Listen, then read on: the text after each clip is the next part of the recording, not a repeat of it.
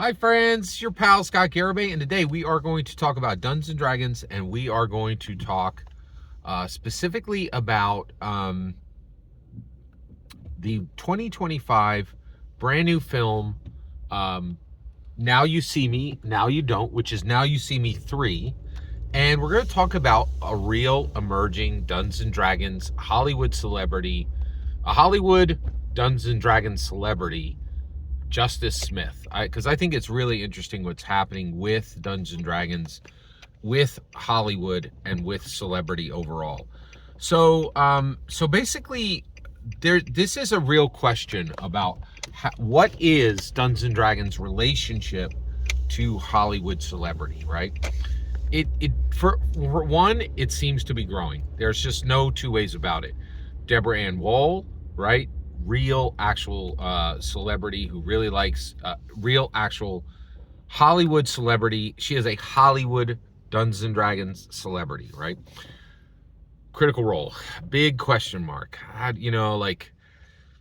Ashley Johnson, right? She was actually physically in. She did real acting in The Last of Us. That was a $100 million project starring Pedro Pascal, right? Who's one of the biggest movie actors on the planet right now.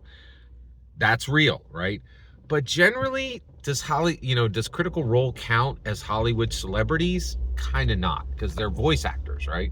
And increasingly, and the other thing is, video games are not Hollywood. They're not really. In fact, it's arguable if they're even art. It's my contention. Video games are not art. They're activity. They're spectacle. They do not contain art. Okay, and I think it's one of the reasons why Dungeons and Dragons is so valuable. Is you're never going to get a good story out of a video game. The Last of Us is a perfect example, right? Like, people were like, "Oh, season 1, loved it. Season 2, that's enough. We can cancel that now." Right? Like stuff just doesn't hold. There's literally nothing that's been successful, that's been created from video games, that's lasted, that's had any kind of actual narrative impact. So I think there's very good evidence video games do not contain art. But so what is the relationship of Hollywood and of what is the reality of Hollywood Dungeons and Dragons celebrities? And then people trot out the old names, right? Like, so people are like Vin Diesel, but he ain't mentioned Dungeons and Dragons in a long time, right?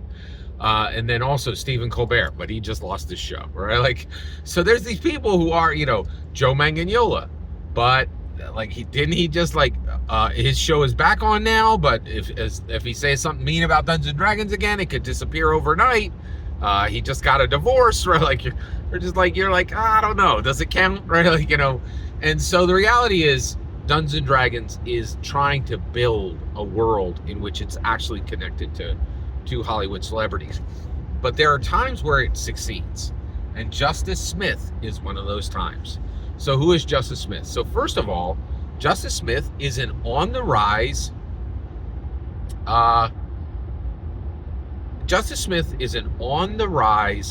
actual Hollywood celebrity. He's very young and he's building a tremendous career. And he does a phenomenal job in the 2025 the 2025 Now You See Me, Now You Don't. In fact, he is a major character in the movie, right? Bigger than his role appeared in the trailer, right? So, and he does a phenomenal job. He really does a fantastic job in this film. And I actually believe, but let's talk about where he came from. So first of all, his big breakthrough role was in Detective Pikachu. That was not a success. It was a live action Pokemon movie. It did not succeed, right? But I don't think that was Justice Smith's fault, and I'm glad that they put him in the role. Then he moved on, and he has done quite a few projects since then. But he also played Simon Almer in Dungeons and Dragons Honor Among Thieves. He did a fantastic job, and he actually plays Elminster's grandson, and he is phenomenal. He is extremely good in this role. Also, some other these are small roles he did, okay? One of them was I saw the TV glow. Almost nobody saw this thing. It is absolutely fantastic. I have content on my channel covering it. They're shorts, but I would definitely check that out if you get a chance. And it's particularly interesting if you're a Dungeons and Dragons dungeon master or if you're a Dungeons and Dragons dragon master. You absolutely have to check that out. Another thing he was in, and this is, I'm sorry to say this, I know this is a little bit risky, but I'm just gonna say the name of the movie. He was in the Society of Magical Negroes. No one saw that movie but me and like the director's mom, right? It was actually very, very good. I really enjoyed the film.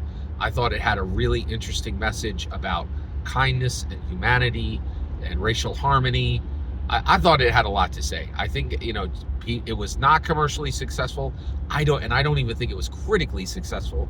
I thought it was a brilliant film, and it's one of Justice Smith's best performances. It is phenomenal, okay? But just so you're aware, what's really wild is okay, and now, all right, so one, I hope you've enjoyed this much of the video. I am going to put some spoilers in the video at this point for 2025. Now you see me, now you don't. He plays a magician. He plays a background magician, right?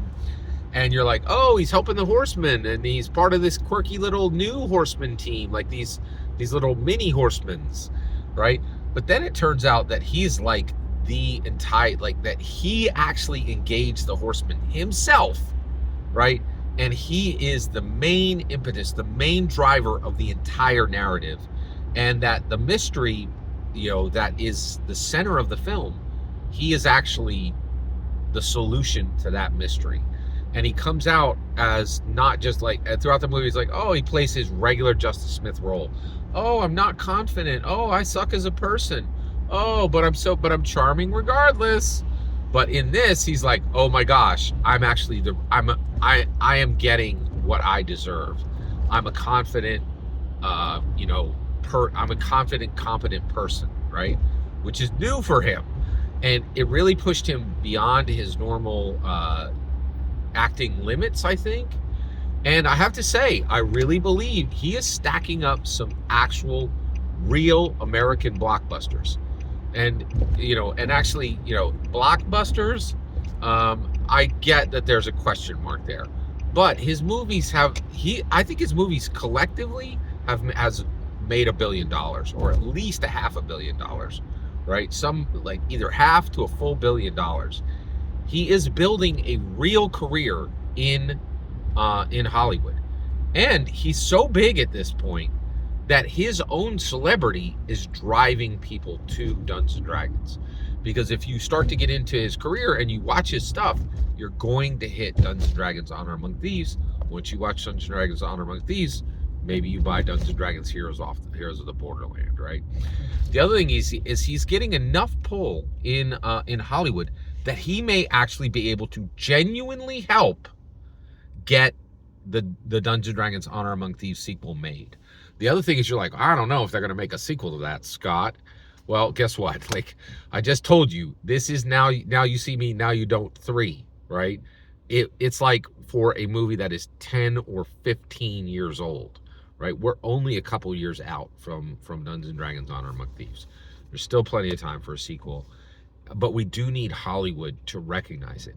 And having an actual Hollywood for realsies, for real Hollywood celebrity attached to it really does help. And that is very, very good. So yeah. So I'm very, very happy to see Justice Smith's career going. I think it's fantastic that Elminster's grandson is doing great. Every single word you just heard in this video is my humble opinion. Nothing more, nothing less. The important part is when I hear your humble opinion. When you get in the comments and send your traffic, please consider liking and subscribing, and have a fetch millennium.